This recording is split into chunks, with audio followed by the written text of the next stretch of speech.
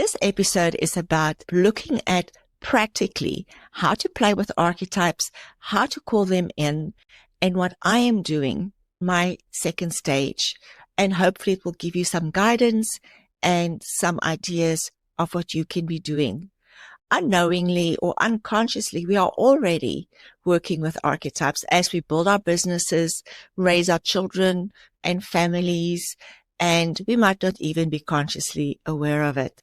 We spend most of our lives in really stereotypical archetypes such as the maiden, the young, curious girl who's got so much to learn about life, the mother as we raise our children and family, and then the warrior feminine as we build our businesses and getting stuff done out in the world. Looking at feminine archetypes in a practical sense could guide us to find new source of energy and empowerment within us, and this could be a huge gift in our second stage. So if you're feeling the pull towards something deeper, more magnetic, and more liberating, this is your invitation as I am discussing the archetypes I am calling in. Welcome to Her Second Stage, the podcast dedicated to inspiring successful women in the next stage of their lives. I'm Hilda and I'm excited to share the lessons I've learned as I transitioned into my second stage. Join me on this exciting journey of sisterhood and remembering who we are at our core. Remember, no matter where you've been, the best is yet to come.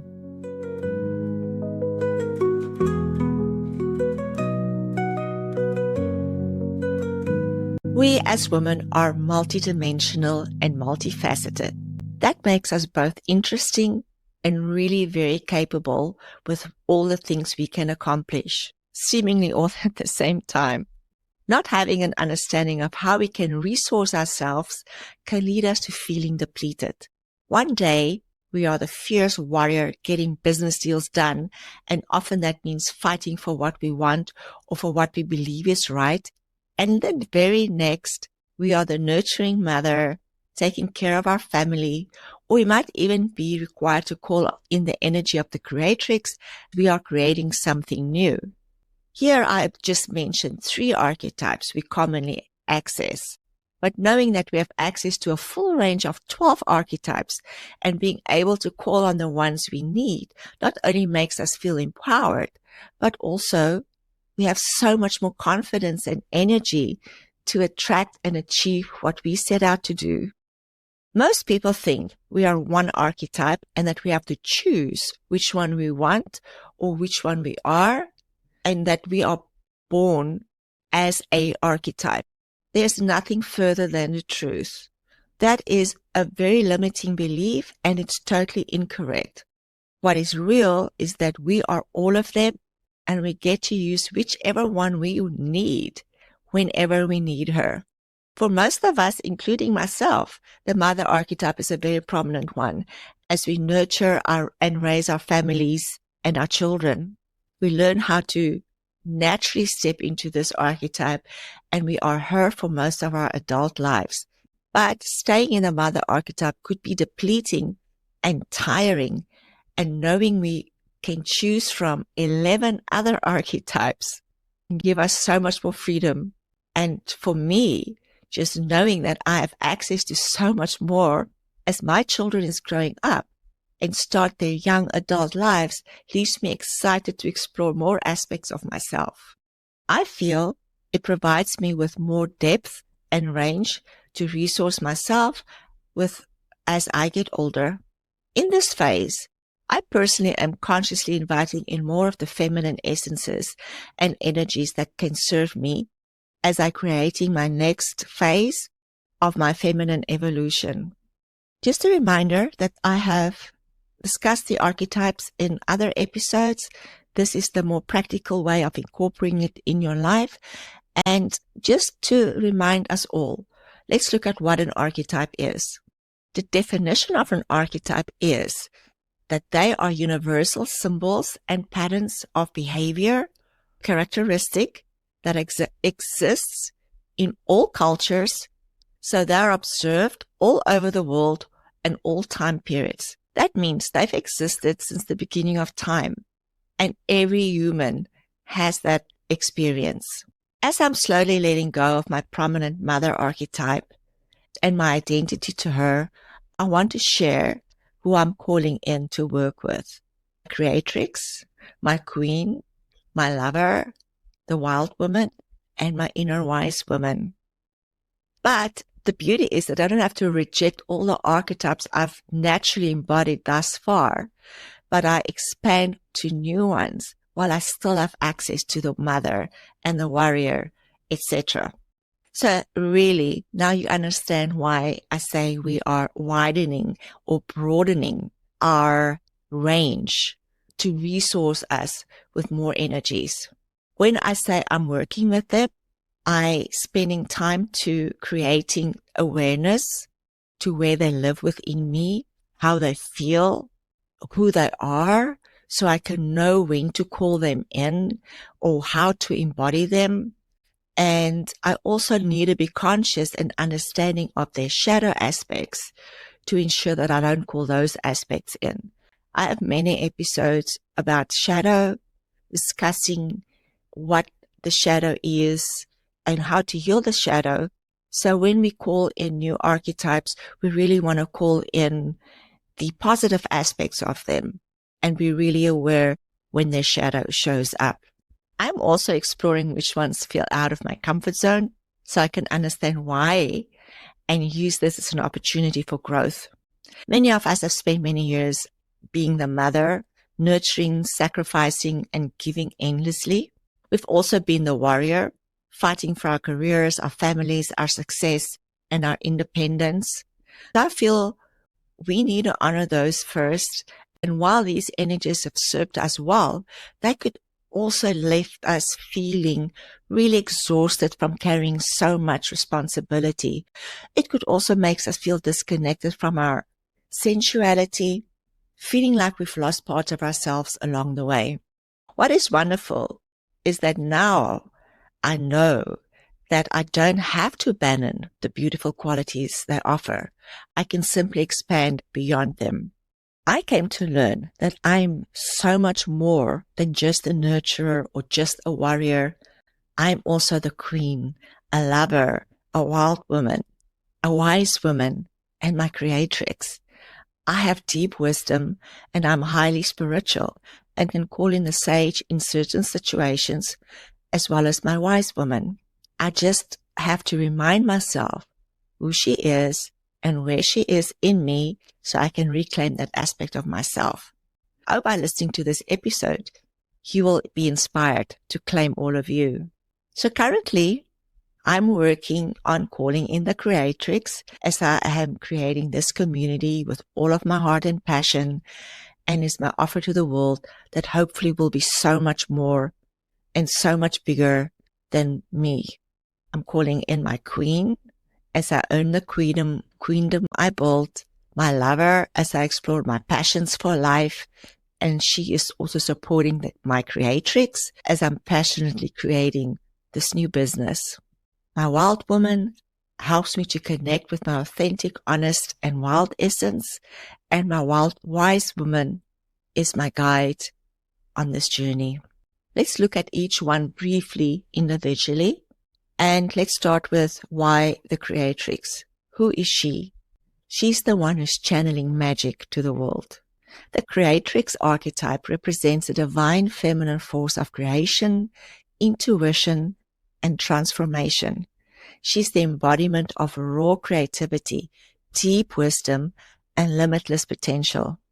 She brings new ideas, projects, and even identities into existence. She's deeply connected with her intuition, emotions, and the cycles of nature, allowing her to birth not only physical creations, but also spiritual and personal growth. As I'm building this business and community, I have to call in my creatrix, my intuition, my wisdom, so I can make sure this creation can spread around the world and have an impact on the lives of women I will never know and I will never meet. How do we know we need to call in the creatrix? Well, when we feel uninspired or creatively blocked, there's longing to create something meaningful, especially with all the changes we are experiencing in this second stage of life. Like me, you might feel like you're meant to bring something new to the world. These are all signs that your creatrix needs to be called in, so you can fully step into the power and embrace the structure she provides, embrace the self-trust, emotional regulation, learning to balance creativity, and take grounded action. Our inner creatrix thrives when she nurtures her ideas and when she's ready to take disciplined action and surrounds herself with supportive allies who honor her vision. You will now see that by activating your creatrix, we can awaken the creativity we need in order to birth new possibilities in life and work. And more so, as we create this stage of life, we can call her in by making space for play and experimentation. Just become inspired by something, even if it's messy. Create for yourself, not just for productivity. The second archetype I'm really calling in is my queen. She's stepping into her sovereignty. I am learning to own my throne and my queendom. The queen's energy commands respect, not by force, but through grace, wisdom, and boundaries, and also unwavering self-worth. She really knows who she is, and I am so inspired to invoke her qualities. My inner queen will help me reclaim my power when I feel burnt out from always being the nurturer or saying yes when I have limited energy to do things. She will help me set boundaries so I don't overextend myself, and she will ensure I will always feel cherished and honored. So how do I call her in? Well, I'm learning to set fair boundaries without guilt. I imagine wearing my imaginary crown and occupying my imaginary throne. I visualize the queens, the olden days, and even in the movies on their throne. They are so empowered, and doing so makes me feel elegant, confident, and timeless. Embodying my inner queen helps me shift from overextending myself, feeling exhausted, and that I have too many obligations, to being respected, feeling abundant, and feeling that I am supported. That is the power of your queen. The lover is the third archetype I'm calling in. The role of the lover archetype is reawakening sensuality and pleasure, but is so much more than just romantic or in a romantic sense. After years of building business, raising my children, and being so busy on the doing stuff, the reason I'm calling in my lover archetype is to deepen my experiences, as she is the embodiment of self-awareness, pleasure, and beauty through fostering deep connections. Her passion will support the creatrix to create something that I will love and will be passionate about. So you see, she is so much more than romance. I experience my lover through really experiencing pleasure in my body, doing this through the food I'm eating, the wine I'm drinking, and every experience I have. I'm consciously reminding myself how to experience it from a lens of pleasure. If you wonder if your lover needs to be called upon, here are some signs. You're feeling disconnected from your body and sensuality. You're craving more intimacy, magnetism, and passion. And remember again, these are far wider than romance only. You're feeling of wanting to experience joy. And what am I doing to call her in? I consciously connect with my body through sensual movement, dancing, stretching, or wearing clothes that my body feels really good in. I make pleasure a daily practice by experiencing good food, deep breathing, literally anything that makes my body light up, as I'm creating a deep level of awareness. As I'm growing a deep level of intimacy with myself, I'm also able to deepen my connections with others. We as women are in our pleasure and experiencing life from the pleasure zone. We not only feel radiant and magnetic, but we are able to deepen intimate and connection to ourselves and others. I'm also calling on my wild woman, who's all about releasing inhibition and owning my untamed self. All of us have been good girls and good women for our whole lives, and we lived our lives according to society's expectations. So, therefore, it should be no surprise that I'm calling in my wild woman, I totally haven't been connecting with for so long. The wild woman embodies freedom, authenticity, and is deeply connected with instincts, intuition, and also that deep force of nature inside of every one of us. And you might ask, why the wild woman? And I feel years of business, mothering, left me often feeling trapped in routine, obligation, and expectations. So I want to break free from that mold, and I want to learn what it's like to express myself fully and authentically. I connect with my wild woman by spending time in nature. I'm learning to express myself freely, whichever way I choose. She's also teaching me to honor my emotions and instincts, and I allow myself to feel the whole range of emotions, whatever that might be. To me, the benefit of embracing my inner wild woman is that I get to replay my personal power, freedom, and deep authenticity that even without realizing it, I could have surrendered. Let me touch on the wise woman, as all of us have her after all the decades of experiences. And it's really, she's teaching us to trust our inner knowing. A few years ago, as I started learning to trust intuition and working with the embodiment of gut feelings and intuition, I also started practicing inner wisdom. And in doing this, instinctively, not really knowing it, I was calling on my wise woman. The wise woman is the deep well of wisdom within us. She's the keeper of ancestral knowledge, our intuition, and our life experience. I find that sometimes I have moments of doubt where I still need external validation, and these are the times that I need to call on my wise woman, often forgetting how much wisdom I have to share, and I believe she will give me permission to do so fearlessly. How do I call her in? I practice stillness, meditation, journaling, sitting in silence, and I just witness what comes up for me. As I sit in stillness, I'm learning to trust my instincts and intuition and act on them as a source of inner wisdom. By practicing this, I've learned to trust myself and step into a deep inner wisdom that I'm able to share. Let me explain to you how they all work together to help me through this phase of life. As my queen sets boundaries, my lover will allow softness. My wild woman will break free, while my wise woman have discernment. My creatrix births something new, while my mother nurtures what's already there. It is so nourishing to become aware of how supported we really are and how much magic sits in the abundance of balancing the archetypes. We as women truly are the embodiment of all that is sacred. This next stage of life is not about shrinking, fading, or playing small.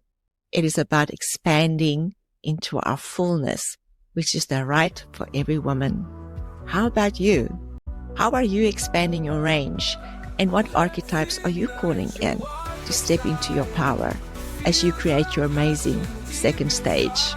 I hope my sharing how I work with them will support you to become curious, to look at them in your life.